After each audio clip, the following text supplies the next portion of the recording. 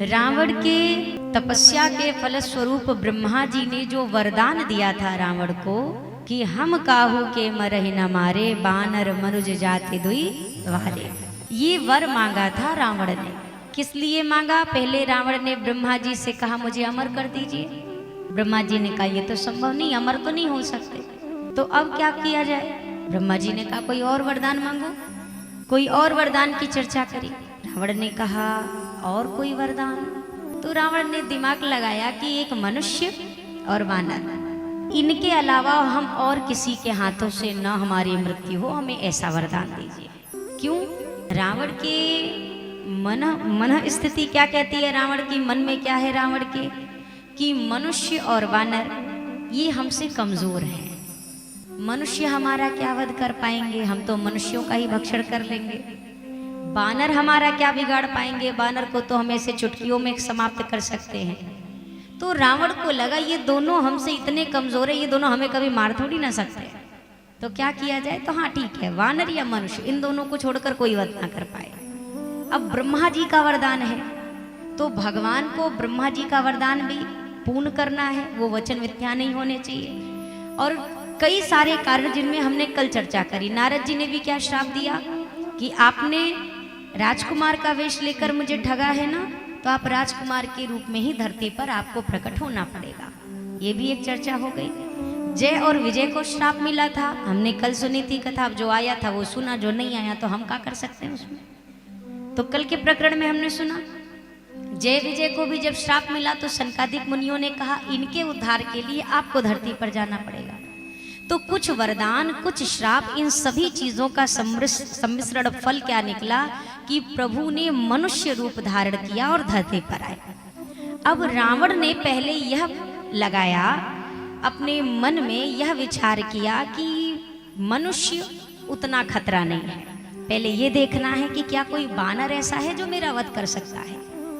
तो रावण ने खोज करी तो पता चला बाली बहुत शक्तिशाली है। बाली की कथा भी सुनी होगी आपने, तो बाली शक्तिशाली है। रावण ने सोचा अगर बाली इतना शक्तिशाली, अगर मैं बाली का वध कर दूं तो फिर तो मेरे एक रास्ते का कांटा साफ, मतलब फिर बानर तो मार ही नहीं सकता, बचा मनुष्य। तो मनुष्य तो हमारे चाय पानी भोजन है, इनसे हमको क्या ही डर है, ये कर लेंगे। ये गया बाली का वध करने के उद्देश्य से। बाली बैठे थे संध्या वंदन में, जैसे रावण को आते देखा तो कुछ और नहीं किया, ना कोई प्रहार ना कोई युद्ध, बस रावण को उठाया और अपने कांख में दबा लिया बाली ने। अब दबा है रावण, कब तक दबा? तो 6 महीने तक। 6 महीने के उपरांत बाली ने सोचा हमने किसी को दबाया था, बाहर निकाला, फिर पूछा तुम यहाँ कैसे? अब रावण इतना तो समझ गया जो 6 महीने मुझे चुटकियों में दबा सकता है अपने बगल में, वो कोई मामूली वानर तो नहीं है। तो रावण ने अपनी मंशा बदल दी। रावण ने क्या कहा? अरे हम आए थे आपसे मित्रता करने के लिए, आपने ना कुछ कही ना कुछ सुनी, आपने हमें सीधा दबा लिया बगल में। हम तो मित्रता करने आए थे आपसे। तो रावण ने बाली से मित्रता कर ली। तो अब रावण को लगा ये तो मित्र बन गए, मनुष्य से कोई खतरा नहीं है। और यही कारण है जब आप आगे के प्रसंग में प्रवेश करते हैं, जब किष्किंधा कांड की कथा का आरंभ होता है, वहां पर आप पूर्ण रूपेण देखेंगे भगवान बाली से जाकर मित्रता नहीं करते। भगवान ने मित्रता किससे करी? अरे बोलिए, सुग्रीव से करी। अच्छा, अगर इतनी सुनी है तो ये भी आपको पता होगा कि इस समय जो स्थिति है उसमें सुग्रीव जी ज्यादा मजबूत है कि बाली? ताकतवर कौन है दोनों में? बाली। बाली के पास साम्राज्य है, बाली के पास विशाल वानर सेना है। बाली, रावण के ऊपर तो बाली की धाक है ही। तो राम जी का फायदा सुग्रीव जी से मित्रता करने में है कि बाली से? फायदा किस में था? अरे थोड़ा बोला करिए, इतने साल से कथा सुन रहे तो ये तो बहुत कॉमन सी बात है, तो सबसे छोटी छोटी विषय है सारी। भगवान का लाभ किस में है? सुग्रीव से मित्रता में लाभ है कि बाली से? बाली से मित्रता करने में। सुग्रीव तो खुदा ही परेशान है, सुग्रीव जी से मित्रता करने में प्रभु का कैसा लाभ? सुग्रीव जी से मित्रता करी तो पहले सुग्रीव जी के झंझट मिटाने पड़े भगवान को, पहले उनके झंझट मिटाए। और वो भी मित्रता में 4 महीने सुग्रीव जी भुला गए कि हमको कछु करना है भगवान के लिए। 4 महीने बाद याद आया, वो भी भगवान ने याद दिलाया तब। हर प्रकार से देखा जाए तो सीधा रास्ता था मैया को प्राप्त करने का। कुछ प्रभु को नहीं करना था, जाते बाली से मित्रता कर लेते बस। यहीं पर ठाकुर जी को फिर कुछ करने की आवश्यकता नहीं, बाली सब संभाल लेता। बलशाली है, सेना है, साम्राज्य है, कोई कमी नहीं बाली के पास। और प्रभु की देखिए लीला, जो सर्व समर्थवान है उसको छोड़ करके, जिसका कोई सहारा नहीं है, भगवान ने उससे दोस्ती करी, उससे मित्रता करी। क्यों? ठाकुर जी का कहना है बलि के लिए तो सब बलि मिल जाते हैं। जो निर्बल होता है ना, मिले निर्बल को निर्बल, बलि को बलवान मिलता है। मिले निर्धन को निर्धन, धनी को धनवान मिलता है। जगत में रहने वालों को जगत के लोग मिलते हैं, जिसे कोई नहीं मिलता उसे भगवान मिलता है। संसार में शक्ति वालों के पास, संपन्नता वालों के पास लोग खुद दौड़ कर जाते हैं। आप समझिएगा, समर्थवान व्यक्ति को मित्र ढूंढना नहीं पड़ता है, लोग उनके पीछे खुद मित्र बनने के लिए भागते हैं। लेकिन जिसका कोई नहीं होता उसके पीछे कोई नहीं भागता है। कन्हैया जैसा अगर मित्र मिल जाए तो आप में से कोई उनको मित्र बनाना चाहेगा कि नहीं बनाना चाहेगा, जो कन्हैया जैसा। लेकिन अगर सुदामा जैसा कोई मिल जाए तो लोग घर के दरवाजे बंद कर लेंगे। सुदामा जैसा दोस्त किसी को नहीं चाहिए। क्यों? अरे उनके पास का ये ऐसा दोस्त क्या बनाओ जो किसी काम का नहीं। आज के समय में मित्रता की भी तो यही परिभाषा है ना।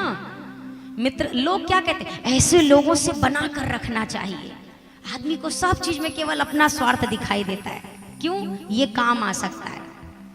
कोई छोटा व्यक्ति अगर पांव भी पकड़ रहा है ना, उससे मतलब नहीं है। और कोई पांव के नीचे रखने को भी तैयार है, लेकिन अगर बड़ा आदमी है तो आदमी पांव पकड़ के चलने को तैयार है। पर एक प्रसंग आपसे कहूं, बड़े व्यक्तियों का पैर पकड़ के चलने से अच्छा है छोटे व्यक्ति का हाथ पकड़ के चलिए। उसमें आपका भी सम्मान है, उसमें उसका भी सम्मान है। बड़ा वो नहीं होता जो किसी को छोटा बना दे, बड़ा वो होता है जिसके साथ खड़े होकर छोटा भी बड़ा अनुभव करे। ठाकुर जी अगर नीचे बैठते ना, प्रसंग में है मानस में, ठाकुर जी नीचे बैठते हैं तो जो वानर समूह है वो ठाकुर जी के ऊपर वृक्षों पे बैठता है। प्रभु वृक्ष के तले बैठते हैं और वानर सेना वृक्ष के ऊपर बैठती है। ये भगवान का है।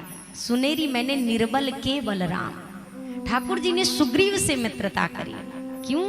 क्योंकि सुग्रीव जी के पास कुछ भी नहीं है भले ही, पर सुग्रीव जी के पास अभी भी उनका धर्म सुरक्षित है।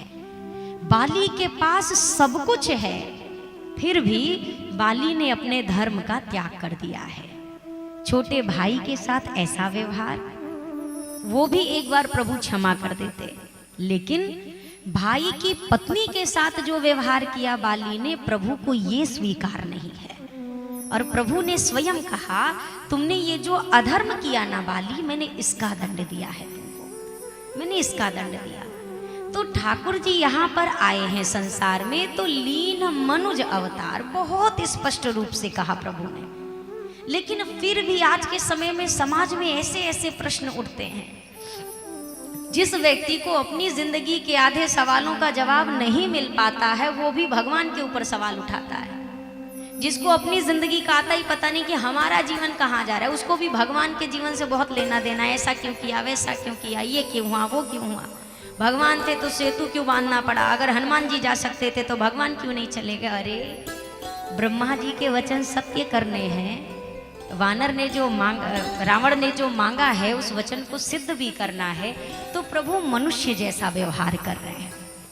तो ये स्पष्टीकरण हो गया।